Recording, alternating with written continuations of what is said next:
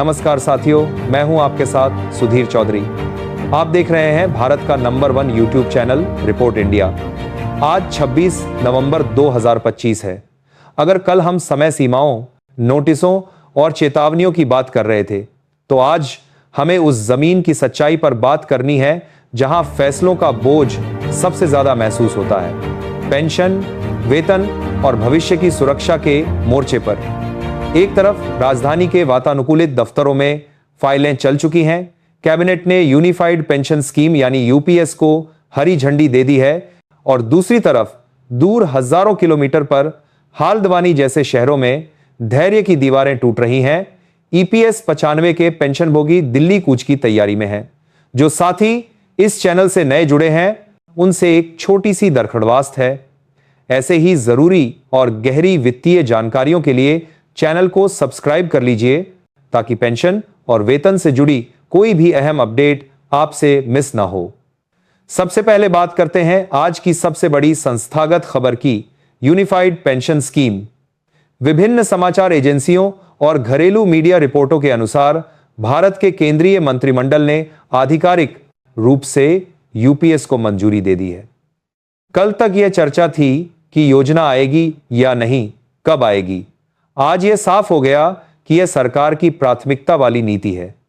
Cabinet की मंजूरी वह अंतिम मुहर होती है जो कागज पर लिखे प्रस्ताव को प्रशासनिक हकीकत में बदल देती है।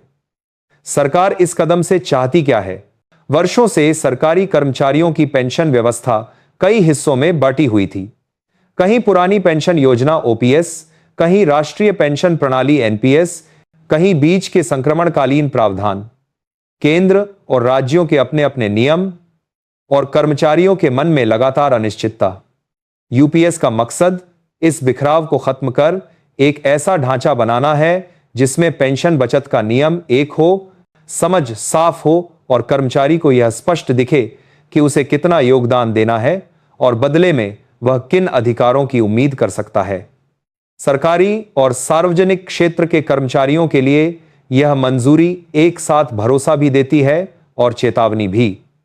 भरोसा इसलिए कि अब ये आएगा या नहीं आएगा वाला अध्याय बंद हो चुका है, ढांचा तय हो गया है। चेतावनी इसलिए कि यह मॉडल योगदान आधारित है, यानी आपकी सक्रिय नौकरी के वर्षों में अनुशासन, नियमित बचत और स्कीम की समझ पहले से कहीं ज्यादा जरूरी हो जाएगी। कल्पना कीजिए किसी ऐसे कर्मचारी की जो पिछले कई वर्षों से यह सोचकर परेशान था कि रिटायरमेंट के बाद उसकी पेंशन का कानूनी आधार क्या होगा। यूपीएस की मंजूरी के बाद कम से कम उसे यह है भरोसा रहेगा कि उसका योगदान अब एक स्पष्ट और कैबिनेट समर्थित योजना के अंतर्गत दर्ज है। जो साथी सक्रिय नौकरी में है, उनसे आग्रह है कि अपने दस्तावेज, विकल्प फॉर्म, नामांकन और यूपीएस से जुड़ी कागजी कार्रवाई को हल्के में न लें।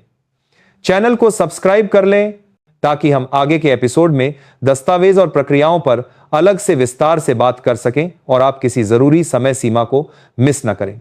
अब जरा कागज से निकलकर सड़क की तरफ चलते हैं। उत्तराखंड के हल्द्वानी शहर से जो आवाज उठी है, वह केवल स्थानीय विरोध नहीं, ईपीएस 95 के पेंशन भोगियों के वर्षों पुराने आक्रोश का फट पड़ना है। रिपोर्टों के अनुसार ईपीएस 95 राष्ट्रीय संघर्ष समिति की आपात बैठक में यह फैसला लिया गया कि अब केवल ज्ञापन और आश्वासन नहीं, बल्कि दिल्ली में खुला आंदोलन किया जाएगा। 3 और 4 दिसंबर को जंतर मंतर पर बड़े पैमाने पर धरने की घोषणा हो चुकी है। इन पेंशन भोगियों की मांग साफ है। न्यूनतम पेंशन कम से कम 7,500 रुपये प्रतिमाह, उससे कम पर कोई समझौता नहीं। साथ ही महंगाई भत्ता पेंशन से नियमित रूप से जोड़ा जाए, ताकि हर 2-3 साल बाद कीमतें बढ़ने पर उन्हें बार बार सड़कों पर न उतरना पड़े।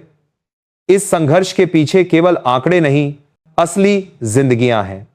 परिवहन निगम, वन निगम, पेपर मिल, एफसीआई, अन्य सार्वजनिक निकायों के वे कर्मचारी जिन्होंने 3-3, 4-4 दशक तक काम किया और आज 1,200 रुपये जैसी पेंशन पर निर्भर हैं। सोचिए, एक बस चालक को जिसने 30-35 साल तक पहाड़ों मैदानों में गाड़ियों की स्टीयरिंग थामी, आज उसकी कमर जवाब दे रही है। आंखें कमजोर हैं, दवाइयां रोज चाहिए और खाते में महीने के अंत में सिर्फ 1,200 रुपए आते हैं। जब उसे बताया जाता है कि 3 तारीख को दिल्ली जंतर मंतर पर बैठना है, तो दर्द के बावजूद शायद वह इनकार नहीं कर पाता, दर्द नहीं कर पाता, क्योंकि उसके पास अब डरने को बचा ही क्या है। यही मनःस्थिति हल्द्वानी की बैठक में दिखी, जहां पेंशन भोगियों ने ईपीएफ आयुक्त और प्रशासनिक अधिकारियों को ज्ञापन सौंपते हुए साफ संदेश दिया, वादों का समय खत्म, अब फैसला चाहिए। अगर आप या आपके परिवार में कोई ईपीएस 95 पेंशन भोगी है, तो इस वीडियो को उनसे जरूर शेयर कीजिए। और जो साथी इस चैनल के पुराने सब्सक्राइबर हैं, वे कमेंट में लिखकर बताएं कि क्या वे इन तारीखों पर दिल्ली आने की तैयारी कर रहे हैं या अपने क्षेत्रीय स्तर पर इस आंदोलन को समर्थन देंगे। इससे हमें आगे की कवरेज की योजना बनाने में भी मदद मिलेगी। तीसरा पहलू समझने के लिए हमें भारत से थोड़ा बाहर झांकना होगा। दक्षिण अमेरिका के एक समाचार पोर्टल ने हाल ही में भारत के नए श्रम संहिता और वेतन संरचना पर विश्लेषण प्रकाशित किया है।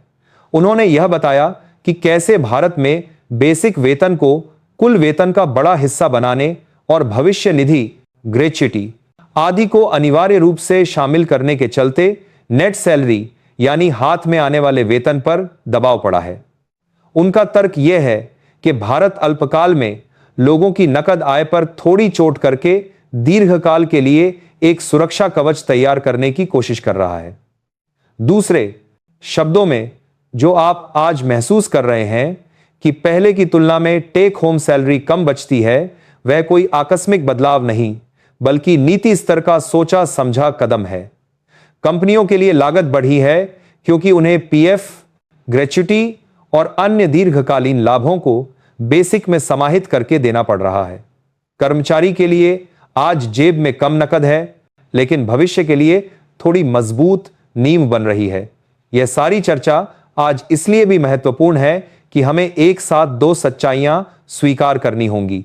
पहली, उच्च इन हैंड सैलरी और शून्य पेंशन वाला दौर धीरे धीरे पीछे छूट रहा है। दूसरी, जो पेंशन व्यवस्था बन रही है, उसमें यदि न्यूनतम पेंशन को समय पर और पर्याप्त स्तर पर नहीं उठाया गया, तो सबसे ज्यादा चोट उन बुजुर्गों पर पड़ेगी जो पहले ही कम वेतन पर काम करके रिटायर हुए हैं। यही वजह है कि एक तरफ लगता है कि यूपीएस जैसी योजनाएं सिस्टम को आधुनिक, साफ और एकीकृत बना रही हैं, वहीं दूसरी तरफ ईपीएस 95 के पेंशन भोगी महसूस करते हैं कि सुधार की गाड़ी उनके बिना आगे निकल रही है। जंतर मंतर पर 3-4 दिसंबर को यही टकराव प्रत्यक्ष रूप से दिखेगा। एक तरफ रिफॉर्म और नीतियां, दूसरी तरफ जमीनी हकीकत और बुजुर्गों की तकलीफ। मेरी आपसे गुजारिश है, अगर आप पेंशन भोगी हैं तो आने वाले दिनों की खबरों पर नजर रखिए, अपने दस्तावेज व्यवस्थित रखिए, अपनी आवाज को संगठित तरीके से जोड़िए।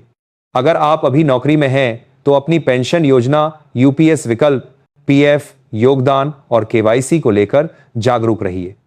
इस चैनल को सब्सक्राइब कर लीजिए, बेल आइकन ऑन कर दीजिए, ताकि जब भी कोई नया आदेश, सर्कुलर या कोर्ट का महत्वपूर्ण फैसला आए, उसकी सही व्याख्या आपको समय पर मिल सके। और अगर आप युवा हैं तो यह समझकर चलिए कि वेतन में थोड़ी कटौती, पीएफ पेंशन में ज्यादा योगदान और नेट सैलरी का थोड़ा कम होना केवल आज की परेशानी नहीं, कल की सुरक्षा भी है। यह सच शायद आज कड़वा लगे, लेकिन 20-25 साल बाद जब रिटायरमेंट के बाद नियमित पेंशन आपके खाते में आएगी, तब यही संरचनात्मक बदलाव आपका सहारा होंगे। जो साथी यहां तक जुड़े रहे, उनसे 2 और छोटी सी विनती है। वीडियो को लाइक करके आगे भेजिए, ताकि यह चर्चा केवल हमारे बीच न रहे, बल्कि ज्यादा से ज्यादा कर्मचारियों और पेंशन भोगियों तक पहुंचे। और कमेंट में जरूर लिखिए कि आप किस राज्य से देख रहे हैं, जिस आप पेंशन भोगी हैं या सक्रिय कर्मचारी, और आपको सबसे ज्यादा चिंता किस बात की है, पेंशन, अरियर, नेट सैलरी या नौकरी की स्थिरता। आज की तारीख 26 नवंबर 2025 को इसी कड़वे मीठे मिश्रण के साथ समेटते हैं। एक तरफ कैबिनेट की सख्त व्यवस्थित मंजूरी, दूसरी तरफ हल्द्वानी से दिल्ली तक आक्रोश का उफान, और तीसरी तरफ दुनिया का मीडिया जो बता रहा है कि भारत एक नए वित्तीय अनुशासन और सामाजिक सुरक्षा के युग में प्रवेश कर रहा है। इन सब के बीच जरूरत है संतुलित सोच, साफ जानकारी और सामूहिक आवाज की। चैनल से जुड़े रहिए, सब्सक्राइब कीजिए, बेल आइकन दबाइए, वीडियो को जहां संभव हो शेयर कीजिए और हर रुपये के साथ हर फैसले को समझकर आगे बढ़िए। आपके समय, भरोसे और धैर्य के लिए दिल से धन्यवाद।